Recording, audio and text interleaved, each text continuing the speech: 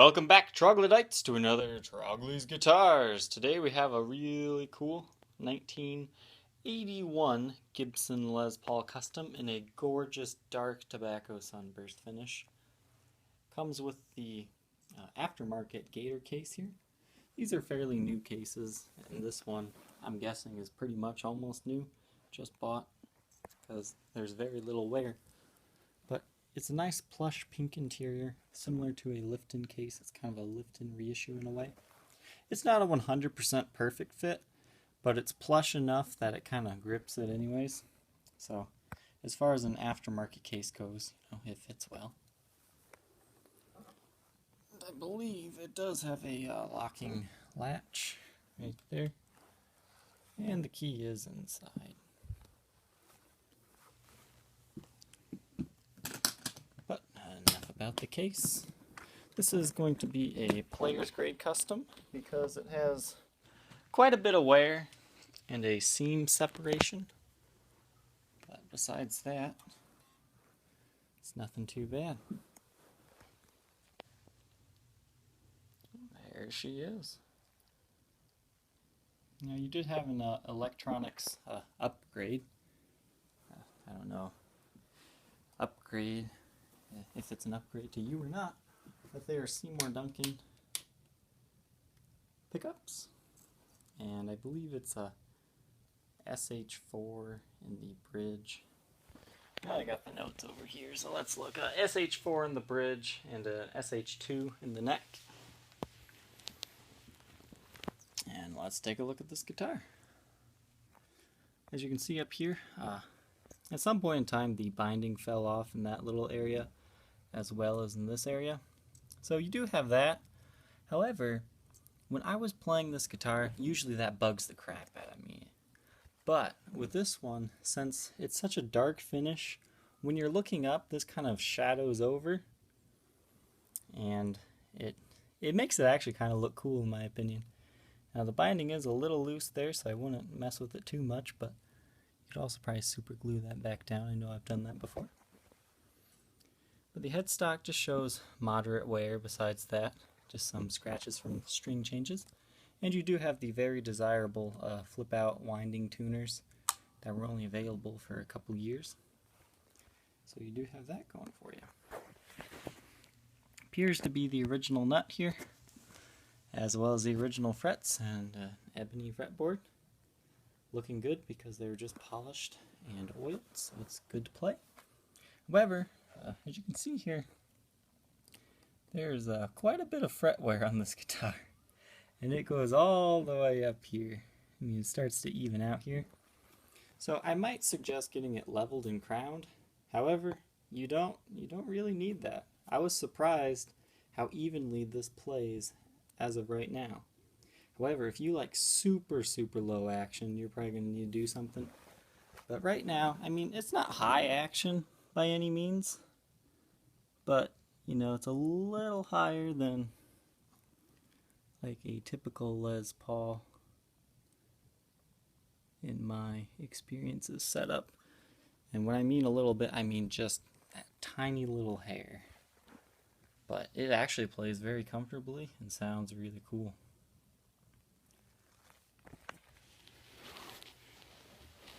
Now on to the body. Once again, gorgeous dark tobacco sunburst. It's hard to find one of these. However, you do have the seam separation where the seam is starting to show. I think it's only really kind of started to separate there. But it appears to not be moving anymore because it's kind of gone all the way up. But the seam definitely showing right here. That's mainly just dirt kind of getting in there. This you can kind of feel with your nail, but once again, I wouldn't worry about it. It is definitely stable. You can push on it all you want. You're not getting any movement. Golden speed knobs obviously replaced. Those are aftermarket. The bridge and tailpiece appear to be original. Once again, you have Seymour Duncan pickups. I really like the wood grain on this one.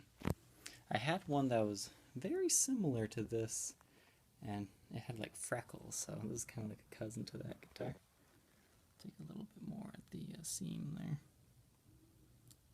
Because this is a 3-piece top, it looks like. The other seam will be right there. So it's just when it starts to slightly open, all the dirt gets in there, it becomes really visible. You can see there's some dings there, kind of around the control knobs. And it looks like you have some very light wear to the finish on the binding from the guy's arm. Okay, let's look at the back of the guitar. This is a heavy one. It's like 10 pounds, 9 ounces or something. Close to 11, but not quite there. Made in 1981. Yeah, about a third of the way through the year. You do have some wear around the edges, but nothing too bad. No breaks, cracks, or repairs. And then this was actually played off. It wasn't sanded off. I think the look of a sanded off neck kind of a little wonky, but I like it when it's played off, because this is where you're going to be playing, and if you've never experienced a guitar like this feels way better than a finish does. So you could even finish off the job if you wanted to. But it's a really nice feeling neck. It's a nice satin feel once you get there. You do have some like, can't really describe what those are. It's just like little, you know, like something's tapping it that makes little bubbles in the finish. It looks like maybe a ring. And you do have a few other light little nicks and dings. But, you know, nothing too bad. And if you were just going to sand off the rest of the finish, that would all be taken care of there too. But on top of that, you also have quite a wealthy patch of buckle wear there. And you have the invisible buckle rash kind of all over the back of the guitar as well. All the electronics in here, I think they actually kept the original caps. I'm not 100% sure. But all the tone pots, just like the other Player's Grade Les Paul Custom, have been changed to the more modern Gibson branded pots. You can see there's a little wear there as well. Strap locks are on the guitar. You have some light wear and paint scuffs over here. But overall, I mean, surprisingly, even with the frets the way they are, this is a great playing guitar. You can always tell when it's a good one based off of the wear that it has. This one was definitely gigged quite a bit and is a fantastic guitar.